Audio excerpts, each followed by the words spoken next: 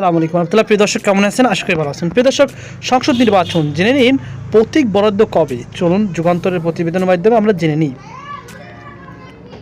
প্রিয় দর্শক, আগামী বছরের 12ই ফেব্রুয়ারি ভোট গ্রহণের দিন রেখে ত্রয়োদশ সংসদ নির্বাচন এবং জুলাই সনদ বাস্তবায়ন প্রশ্নে গণভোটের তফসিল ঘোষণা করেছে প্রধান নির্বাচন কমিশন এএমএম নাসির উদ্দিন। তিনি জানান, সংসদ নির্বাচনের প্রতীক বরাদ্দ আগামী বছরের 21শে জানুয়ারি। বৃহস্পতিবার 11 ডিসেম্বর জাতির উদ্দেশ্যে দেওয়া ভাষণের প্রধান নির্বাচন কমিশনার জানিয়েছেন, সংসদ নির্বাচন মনোনয়নপত্র জমা দেওয়া যাবে 12 থেকে 29শে ডিসেম্বর পর্যন্ত। তা বাছাই হবে 30 ডিসেম্বর থেকে 4 জানুয়ারি। মনোনয়নপত্র প্রত্যাহার শেষ তারিখ 20শে জানুয়ারি। তার 3 সপ্তাহ পর ভোট গ্রহণ শুরু।